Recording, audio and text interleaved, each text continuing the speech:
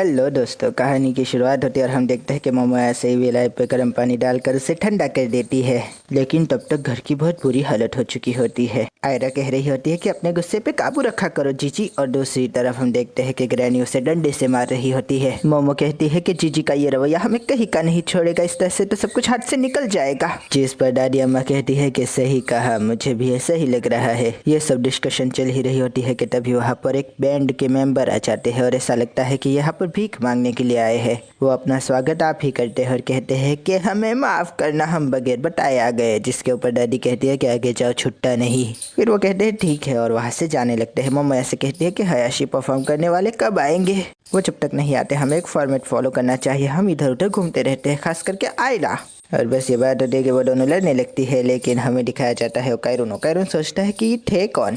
लेकिन हम देखते हैं कि आयरा और मोमोया से एक दूसरे के साथ दस्तों गिरेबा हो जाती है और लड़ने लगती है। तभी वो भिखारी वापस आ जाते हैं और कहते हैं कि ये मिसिको अयासे का घर है। जिसके ऊपर दादी अम्मा कहती है कि हाँ, लेकिन तुम्हें इससे क्या मतलब। और वो अपना कमर्शियल कार्ड दिखाने लगते हैं और कहते हैं कि हम हयाशी परफॉर्म करने आए हैं, और फिर से कार्ड दिखाते हुए वही पोज मारते हैं। दादी अम्मा कहती है कि ऐसी बात थी तो तुम्हें मुझे पहले बताना चाहिए था। जिस पर वो कहते हैं कि असल में हम अपनी तारीफ नहीं करते। वो वहाँ पर सेटअप करने लगते हैं बैंड का, और मोमो ऐसे कहती है कि मुझे विश्वास नहीं होता कि ये इस तरह से होगा। दादी अम्मा कहती है कि असल बात यह है कि अध्यात्म के बारे में कुछ नहीं जानते, लेकिन इनकी आवाज़ इतनी कमाल की है कि अध्यात्म को छू लेती है। इसके ऊपर क्योंकि ये आत्माओं को महसूस नहीं कर सकते, आत्मा इनका कुछ नहीं बिगाड़ सकती। फिर हम देखते हैं कि वो वहाँ पर थोड़ी प्रैक्टिस करने लगते हैं, या यूँ कहे कि वार्म अप करने लगते हैं। मोमोया से ओकायरून, आयरा और जोजी ये देखकर बहुत ही ज़्यादा परेशान हो जाते हैं कि ये किस तरह से परफॉर्म करेंगे। दादी अम्मा के सामने जोजी को सुलाती है और जोजी के आगे शीशा रखती है और शीशे के अंदर अपने अक्स को देखती हुई वहाँ पर तशरीफ खा हो जाती है।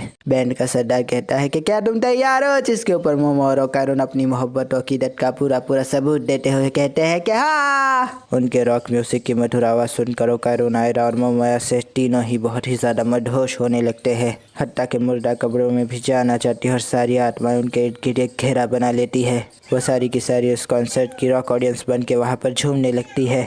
जोजी आड़ी टेढ़ी हरकतें करने लगता है और तभी वहाँ पर मोमोया से उसको बांध लेती है। और तभी हमें विलय की दुख भरी यादें दिखाई जाती है, जहाँ पर वो बाहर बच्चों को डांस करते हुए देख रहा होता है। और अब तो उसके पीछे बैकग्राउंड में रॉक म्यूजिक भी बज रहा है दोस्तों, इसलिए वो बेचारा और भी ज़्यादा मायूस हो जाता है। जीजी कहता है कि ये सही नहीं है, वो बेचारा खेलना चाहता था लेकिन हमेशा कैद में रहने की वजह से वो कभी खेल ही नहीं पाया। उसने इतने सालों इंतजार किया कि वो खेल सके, और आज जब वो आज़ाद हो रहा है तो तुम लोग उसे ज़िंदगी से ही आज़ाद कर दोगे। ये सही नहीं है। मैं पूरी कोशिश करूँगा कि ठंडे पानी का इस्तेमाल ना करूँ, मैं अपने ऊपर काबू रखूँगा। प्लीज प्लीज प्लीज विलय को मत मारो। और मैं ये सोच रहा था कि मरे हुए को कौन मार सकता है, ये जोजी पागल हो गया है। इन्हीं बातों के बीच रॉक म्यूजिक अपनी बुलंदियों पर होता है। उसके ऊपर जो बिजली खर्च हो रही होती है देखकर मीटर को मुझे दया आ रही होती है। जोजी बार बार कहता है कि ये सब कुछ बंद कर दो, मैं उसकी पूरी हिफाजत करूंगा, मैं उसकी जिम्मेदारी लेता हूँ, ऐसा मत करो उसके साथ। और बस फिर क्या दोस्तों, दादी अम्मा का भी उसकी बातें सुनकर मूड मर जाता है और वो आग को ठंडा कर देती है।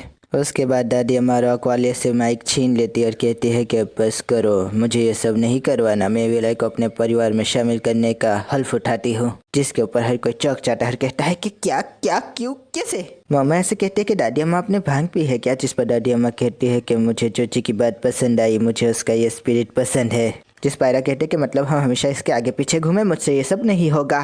तभी ओकायरून कहता है कि मैं और भी ज्यादा मजबूत बनूंगा, विलय को रोकने के लिए मैं अपनी पूरी जान लगा दूंगा, इससे अगर वो ट्रांसफॉर्म भी हो गए तो भी कोई फर्क नहीं पड़ेगा।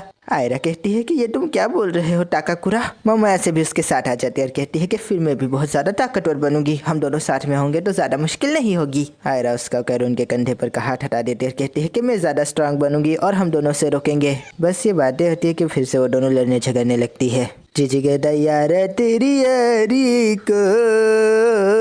दादी अम्मा बीड़ी की ठुट्ठी जलाने की कोशिश करती है, लेकिन वो देखती है कि ऊपर से बारिश होने लगती है। वो कहती है कि सुन चश्मिश, लेकिन बहुत देर हो जाती है। विलय आया हो जाता है और वो ओकायरून को एक मुक्का मारता है। वो रॉक बैंड फिर से वहाँ पर आ जाता है और कहता है कि सुनिए मिस, अगर आपको हमारी खिदमत अंजाम दिलानी हो तो हमें फिर से कांटेक्ट कीजिएगा। और ये देखिए दोस्तों, अपने दिल पर हाथ रख के कहेगा कि आपको कौन ज्यादा खूबसूरत और जवान दिख रहा है, मोमो अयासे या दादी अम्मा। मोमो ऐसे कहती है कि दादी अम्मा लगता है कि बहुत ठंड है, जिसके ऊपर दादी अम्मा कहती है कि जाओ जाकर कुछ कार्डबोर्ड्स ले आओ। फिर दादी अम्मा जोजी को वज्रासन की मुद्रा में बिठा कर कहते हैं कि बच्चे की भांति ताकतवर बन जाओ, जिससे कि कोई भी तुम्हें गिरा ना सके, और एक डंडे की नोक पर उसे गिरा देती है। तभी मोमो कहती है कि जीजी इस तरह देखो, मुझे धक्का मारने की कोशिश करो। जीजी कहता है कि मोमो तुम तो हिल भी नहीं रही हो। दादी अम्मा कहती है कि तुमने तो कहा था कि तुम्हें ये पसंद नहीं, लेकिन तुमने तो इस पर महारत हासिल कर ली है। तभी जीजी की छपक जाती है और वो कहती है कि मोमो तुम बचपन में इस तरह की कोई हरकतें करती थी ना। मोमो ऐसे कहती है कि मैं तो बस अपने फौलादी हाथों का इस्तेमाल करती हूँ। दादी अम्मा कहती है कि इस पोज में एनर्जी बाहर रिसने लगती है। फिलहाल तुम में इतनी ज़्यादा एनर्जी है कि तुम अपनी एनर्जी से ही विलाई को बाहर आने से रोक सकते हो। मुझे यकीन है कि तुम जल्द ही इसके ऊपर काबू करना सीख जाओगे। इसके बाद हम देखते हैं कि जीजी को पेशाब लगती है और वो हाजत खाने की तरफ बढ़ चलता है, लेकिन कुंडी की आवाज़ सुनकर कैरून जग जाता है और हम देखते हैं कि वो रात को भी चश्मा पहन के सोता है। हम देखते हैं कि चौकीदार की तरह कैरून हाजत खाने के बाहर पहरादार हो जाता है। तभी जीजी कहता है कि तुमने तो मुझे डरा दिया। बाद में वो जीजी को पानी गर्म करके देता है। जीजी कहता है कि तुम्हारा शुक्रिया और हाथ धोने लगता है। मोमो आधा दरवाजा खोलती है और उसकी आंखें भी आधी खुली हुई होती है। जीजी और कैरून उसे थम्स अप दिखाते हैं, जिस पर मोमो भी उन्हें थम्स अप दिखाकर फिर से दरवाजा बंद कर देती है। वो वापस कमरे में जाने ही वाले होते हैं कि तभी वो देखते हैं कि कार्डबोर्ड टूट रहा होता है और कैरून कहता है कि इसके करीब भी मत जाना। जीजी कहता है कि तुम्हारा शुक्रिया, तुमने मेरी इतनी मदद की। ये कैसी बातें कर रहे हो, हम तो एक दूसरे की मदद करने के लिए ही तो यहाँ पर है। तुम जानते हो जब टर्बो ग्रैनी ने मुझे पोजेस किया था तो दादी अम्मा और मोमो चैन ने मेरी बहुत मदद की थी। मैं उनके खाने पीने के कर्ज तले दब चुका था, इसलिए मैंने सोचा कि मैं मेहनत करूंगा और उन्हें कीमत वापस अदा करूंगा। मैंने न्यूज़पेपर फेंकने का काम किया और जब चंद पैसे इकट्ठा हो गए तो मैं उनके पास लेकर गया। पता है उन्होंने क्या कहा था? मुझे पैसे चुकाने से क्या फ़ायदा, अगर तुम सच में ही हमारा एहसान चुकाना चाहते हो तो किसी ऐसे इंसान की मदद करो जो मुश्किल में हो। आखिरकार यही तो इंसानियत है, क्यों? आंटी तो कमाल है। तुम जानते हो जीजी, मैं नाटक करता हूँ उनकी तरह टफ दिखने का, ताकि मैं उनकी तरह कूल लग सकूँ। वो कमाल की है। दूसरे दिन की सुबह होती है और हमें आयरा का भयानक चेहरा दिखाया जाता है। वो कहती है कि यहाँ पर क्राइसिस मैनेजमेंट नाम की कोई चीज़ ही नहीं है। पहले वो फेस पैक लगाती है और उसके बाद वो उसे धो देती है। उसके बाद थोड़ी क्रीमें श्रीमें, पाउडर वाउडर, थोड़ा काजल और आईलाइनर, आंखों की शेडिंग शेपिंग, लाली लिपस्टिक और आखिर में बालों की हिस्ट्री, और आखिरकार हमारी आयरा आर्टिफिशियल खूबसूरत हो जाती है। हम देखते हैं कि खाना तैयार हो जाता है। आयला कहते हैं कि तुम्हें सूप चाहिए टाकाकुरा, जिसके ऊपर वो कहता है कि हाँ बिल्कुल। दादी अम्मा कहते हैं कि जीजी किस तरह से बैठे हो, वज्रासन की स्थिति में रहो हमेशा। मामा ऐसे आयरा से कहती है कि मुझे भी दो ना, जिस पर वो कहती है कि खुद ही ले लो। और फिर क्या दोस्तों, जैसा कि हमारा रिवाज है, खाने की टेबल पे वो दोनों फिर से लड़ने लग जाती है। जो जिन तीनों को अलविदा कर रहा होता है और वो तीनों कॉलेज जा रहे होते हैं। मोमो कहती है कि मुझे तो ठंड लग गई भाई साहब, जिस पर आयरा कहती है कि रात को फिर ओढ़ के क्यों नहीं सोई, जिस पर मोमो कहती है कि तुम ओढ़ा लेती।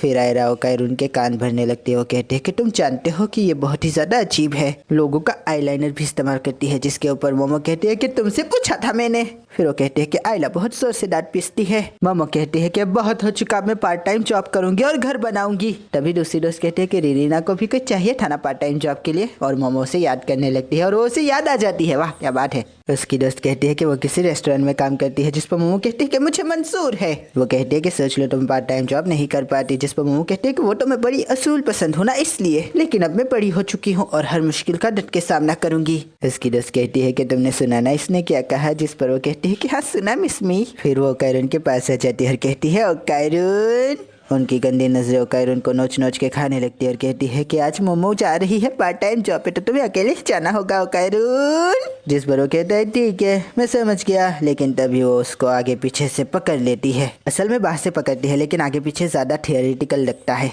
देखते ही देखते वो दोनों उसके साथ जबरदस्ती करने लगती है और कहती है कि चलो ना डेट पर चलते हो। कैरून कहता है कि नहीं मुझे नहीं जाना, लेकिन वो दोनों कहा उस बेचारे का पीछा छोड़ने वाली थी। वो कैरून को लेकर सड़क पे आ जाती है। मिस मी कहती है कि एक बात बताओ, मोमो ऐसे और जोजी एक साथ कॉफी पिए तो क्या वो डेट होगी, जिस पर कैरून कहता है हरगिज नहीं। फिर वो कहती है तो हमारे साथ जाने में क्या मसला है। हम देखते हैं कि रेलगाड़ी में आखिरकार वो कैरून को बिठा ही देती है। कैरून उठने की कोशिश करता है, लेकिन वो फिर से उसे बिठा देती है। फिर हमें वहाँ के सारे बोर्डिंग्स और हेडिंग्स दिखाए जाते हैं। दोस्तों ये सारे सारे जैपनीज में होते तो पता नहीं चल रहा कि ये जगह कौन सी है। लेकिन ओकायरन और भी ज्यादा रेजिस्ट करने लगता है। वो कहता है कि मुझे नहीं जाना। लेकिन कहा ओकायरन का कमसिन शरीर और कहा वो दोनों हट्टी कट्टी लड़कियां वो उसे एक बिल्डिंग में लेकर जाती है। ओकायरन कहता है कि तुम मेरे साथ अच्छा नहीं कर रही हो, मुझे चाय नहीं पीनी। आखिरकार लिफ्ट अपने माल पर पहुंचती है और हम देखते हैं कि ओकायरन के सामने उसका माल, मेरा मतलब है कि मोमो ऐसे होती है। वो दोनों कहती है कि वेटर हमें अच्छी सर्विस देना, ठीक है। मिस मोमो ऐसे कहती है ओकायरन और ओकायरन कहता है कि मिस मोमो ऐसे।